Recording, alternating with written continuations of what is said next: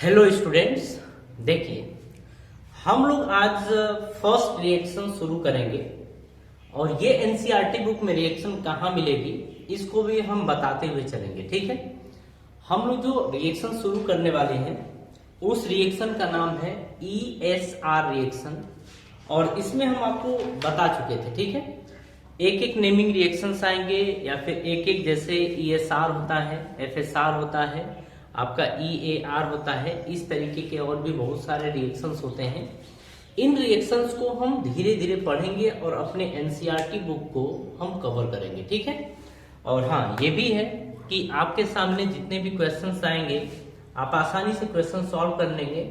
अगर आपने ऑर्गेनिक हमारे तरीके से पढ़ा तो ऑर्गेनिक में आपको तौनी सभी दिक्कत नहीं होगी। ठीक है, तो चलिए हम लोग क्या करते हैं, शुरू करते हैं।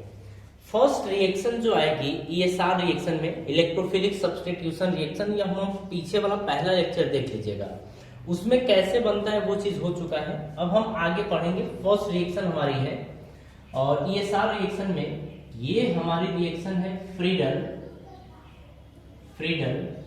Craft alkylation, Friedel craft alkylation reaction. हम इस रिएक्शन की बात करने जा रहे हैं। ठीक है, फ्रीडल क्राफ्ट एल्काइलेशन रिएक्शन ये ईएसआर की पहली रिएक्शन है। इसमें आपका कार्बोकेटायन बनेगा या इलेक्ट्रोफाइल बनेगा, हम ये बोलेंगे। ठीक है, अच्छा ये भी आपको पता है कि ईएसआर रिएक्शन में जो रिएक्शन होती है वो केवल बेंजीन रिंग के ऊपर होती है, बेंजीन रिंग के बाहर रिएक्शन नहीं होती है। ठीक है, यानी कि एरोमेटिक रिंग के ऊपर होती है, उसके बाहर नहीं होती है। ये होता है ईएसआर रिएक्शन की क्वालिटी। इसमें भी हम फर्स्ट पढ़ेंगे फ्रीडल क्राफ्ट एल्काइलेशन रिएक्शन। हम देखिए ध्यान से हमारी बात समझिएगा, हम रीएजेंट को पढ़ने वाले हैं। रिएजेंट को अगर हम पढ़ लेंगे तो उसी के बेस पे हम आगे ये समझा पाएंगे कि रिएक्शन कौन सी होगी, प्रोडक्ट क्या बनेगा। ठीक है, जितना भी होगा हम आपको समझा लेंगे, आप उसकी चिंता मत करिए। बस एक एक चीज जो हम आपको बताते चल रहे हैं इस चीज को ध्यान रखते चलिएगा। फ्रीडल क्राफ्ट एल्काइलेशन रिएक्शन में जो आपका रिएजेंट होगा, रिएजेंट ये आपका एल्काइल हैलाइड होता है। जैसे आप ले लीजिए ये एल्काइल हैलाइड और इसके साथ आपको AlCl3 दिखेगा।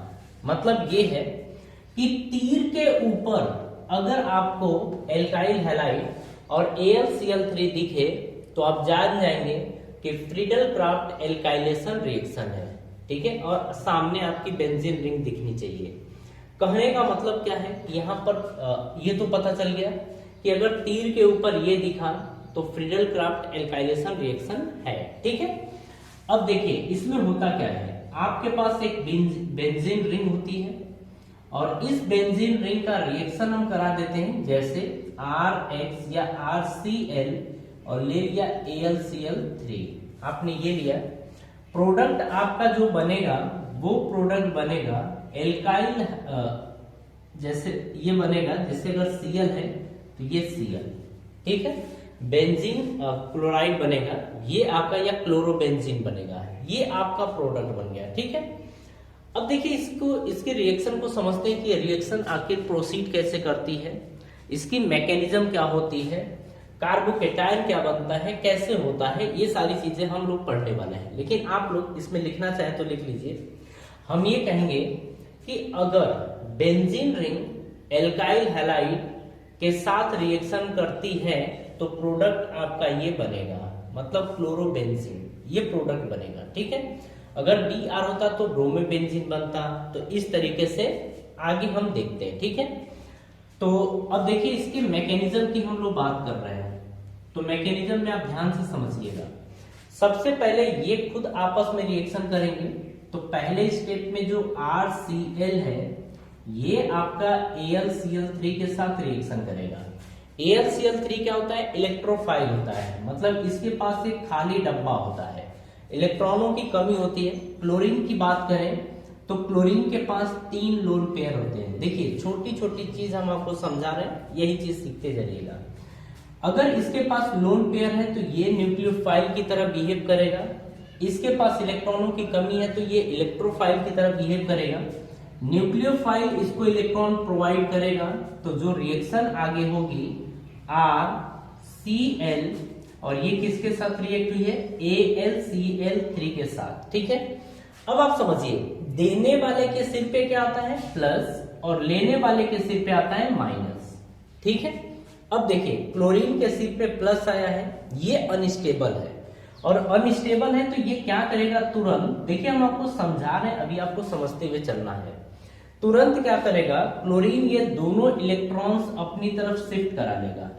जब क्लोरीन दोनों इलेक्ट्रॉन अपनी तरफ शिफ्ट कराएगा, तो अब देखिए यहां क्या बनेगा, ये जो आपका बना है, पहले इसकी बात कर रहे हैं, इसने इलेक्ट्रॉन दिया है तो इसके सिर पे आएगा प्लस, यानी कि ये बन जाएगा R प्लस, ये बन गया। और अगर देखा जाए तो प्लस में बनेगा AlCl4 माइनस, आपका ये बन जाएगा। ठीक है, क्योंकि अगर क्लोरीन ने इलेक्ट्रॉन लिया है तो माइनस और प्लस क्या हो जाएगा, न्यूट्रल, और ये आपका माइनस रहेगा, तो ये आपका बन गया। इतनी बात समझ आ गई। अब देखिए सेकेंड स्टेप में आपका इलेक्ट्रोफाइल बन गया है। अगर इलेक्ट्रोफाइल बन गया है और बेंजीन रिंग है, तो यहां पर आप देखेंगे कि ये बनेगा जैसे आपका R प्लस है, और रिएक्शन जो होगी वो आपका इस तरीके से ये प्रोडक्ट बन गया। ठीक है, पीछे हम ये सब चीज देख चुके हैं, पहले लेक्चर में हो चुका है कि ये क्यों बनेगा। आपको बताया गया था कि अगर ये इलेक्ट्रोफाइल है तो ये इलेक्ट्रोफाइल इस बेंजीन रिंग के ऊपर अटैक कर जाएगा और प्रोडक्ट आपका ये बन जाएगा। ठीक है, इसमें आपको कोई कंफ्यूजन नहीं होना चाहिए, बिल्कुल सिंपल है। ठीक है, बिल्कुल सिंपल है, इसमें दिक्कत नहीं होनी चाहिए। एक आध एग्जांपल पकड़ लेते हैं यहीं पर। अब देखिए डायरेक्टली हम चाहे तो कर सकते हैं, मैकेनिज्म हो गई, मैकेनिज्म आपको समझ में आ गया।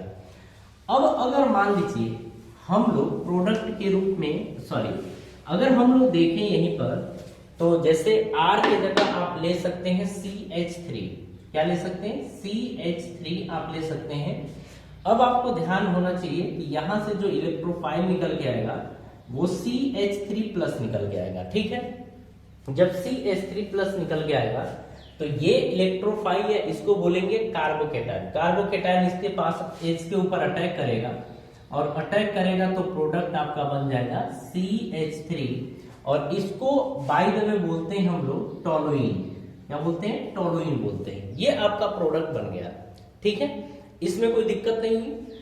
चलिए आगे भी कुछ देखते हैं। अच्छा, इसमें ध्यान रखना है कि बन क्या रहा है, कार्बोकेटायन, और कार्बोकेटायन अगर बनता है तो यहां पर रीअरेंजमेंट होने के चांसेस होते हैं स्टेबिलिटी इंक्रीज कराने के लिए, और जो जितना स्टेबल कार्बोकेटायन बनेगा उसकी रिएक्टिविटी उतनी ही ज्यादा होगी। ठीक है, चलिए एग्जांपल के तौर पे हम कुछ क्वेश्चंस उठाएंगे अभी। जैसे आप देखिए, अगर हम लोग यहां पर बेंजीन रिंग ले लें, बेंजीन ले लें ये, और यहां पर हमने ले लिया प्लस में CH3 CH2, और आपने Cl ले लिया तो AlCl3 आपने ये लिया है। चलिए तीर के ऊपर इसको ले लेते हैं ये। अब यहां पर देखिए, ये और ये आपस में रिएक्ट करेंगे, रिएक्ट करने के बाद यहां से निकल के आएगा CH3 CH2 प्लस, ये आ गया। इसके पास देखिए कि अल्फा हाइड्रोजन कितने हैं, तो इस कार्बन से जुड़े हुए कार्बन को बोलते हैं अल्फा कार्बन, और अल्फा कार्बन से जुड़े हाइड्रोजन को बोलते हैं अल्फा हाइड्रोजन। तो यहां पर 3 अल्फा हाइड्रोजन है। रीअरेंजमेंट की बात करें तो रीअरेंजमेंट यहां पर पॉसिबल नहीं है, और कराने की जरूरत भी नहीं है। ठीक है, तो यहां पर आप बोलेंगे कि कोई मतलब नहीं है, यानी कि no rearrangement, no rearrangement, arrangement की जरूरत नहीं है। आगे की कहानी समझिए, ये बन गया आपकी बेंजीन रिंग है। अब इसको इसके साथ क्या कर देंगे, जोड़ देंगे। जोड़ने का मतलब अटैक कराएंगे, तो जो प्रोडक्ट आपका बनेगा CH2 CH3, ये आपका प्रोडक्ट बन गया। ये है फ्रीडल क्राफ्ट एल्काइलेशन रिएक्शन। अभी तो आपको सब कुछ सिंपल दिख रहा है, एक क्वेश्चन और उठाते हैं।